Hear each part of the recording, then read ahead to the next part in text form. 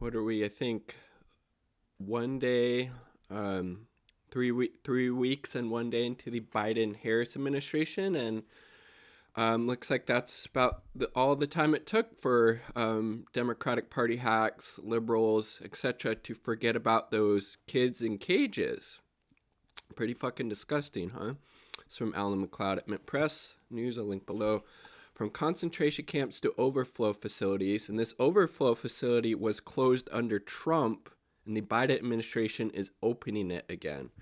With Biden in charge, media forgets kids in cages.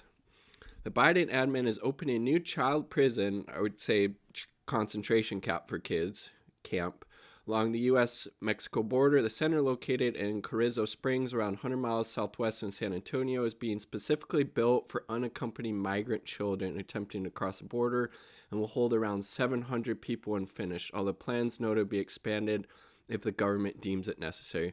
But corporate media do not see it that way. While the Trump years were filled with stories about kids in cages, rightfully so, because that's fucking disgusting, and ICE concentration camps along the border, they have insisted, almost universally referred to the new project as overflow facility to help migrant children, as the following headlines demonstrate. CNN: Biden admin prepares to open overflow facility for migrant children.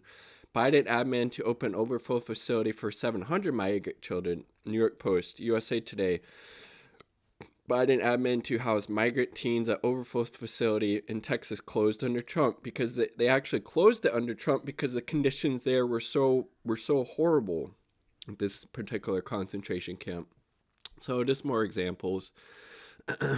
Overflow facility is a distinctly pleasantly sounding term for such an establishment, suggesting links to positively charged services like swimming pools or libraries.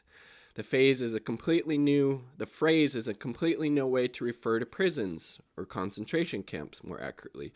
A new search for an overflow facility pre-January 2021 brings up only stories about COVID overflow clinics or emergency sewage. So again, it's just a way to rebrand these ICE concentration camps. Oh no, it's not a prison for kids.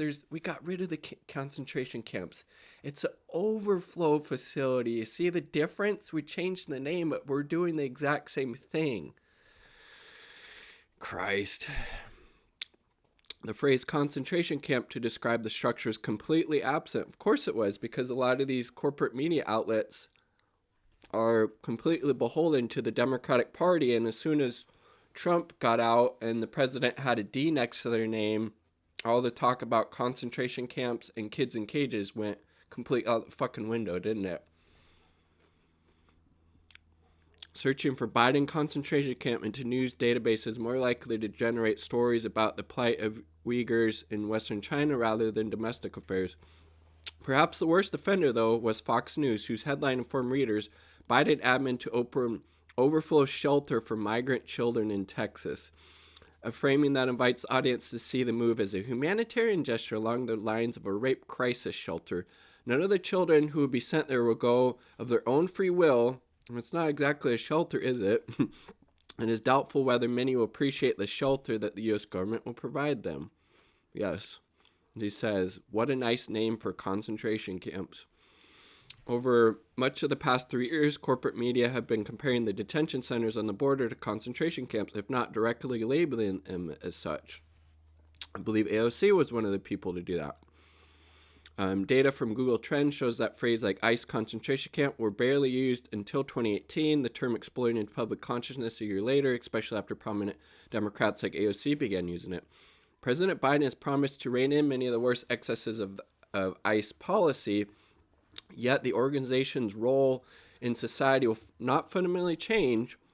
And again, if you're really concerned about migrant children, you would abolish fucking ICE, obviously. Indeed, during the time he was vice president, President Obama deported well over 2.5 million people through immigration orders, more than any other president in American history, earning him the moniker deporter-in-chief from critics. President Trump actually deported fewer migrants than Obama. But again, we weren't hearing about that when Obama was president from these corporate media outlets, whether it be CNN, CBS, NBC, MSNBC, etc. But once Trump started doing it, oh yeah, it's really bad. No, it's fucked up and horrible and disgusting on every level, no matter if it's a Democrat in the presidency or a Republican. Have some fucking moral consistency, you hacks. Yeah, of course, not talking about any reasons why these people are moving their lands. You know, maybe because the U.S. supports free trade agreements that decimated, you know, a lot of these countries, as well as supporting these right-wing reactionary governments that aren't obviously meeting the needs of the working people there, the most vulnerable and marginalized. So then they have to seek out other places to live. Okay, who's that? In Colombia. Yeah, NAFTA, as McLeod points out, decimated local agriculture.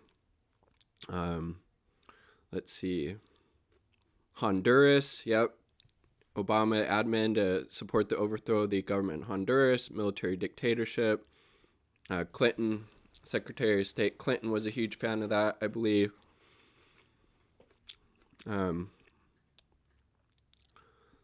Yep. Lack of critical coverage of Biden's new announcement suggests that corporate media will no longer be as concerned about kids in cages now their preferred candidate is in the White House. Perhaps they never cared at all. I don't think they did care at all, because obviously we don't see any type of moral consistency, no outrage at Biden, you know, opening up another concentration camp for these migrant children. It's fucking disgusting, but not surprising, unfortunately. Like the video if you like it. If not, that's cool too. Subscribe for more content. Leave your comments down below. Peace. Much love.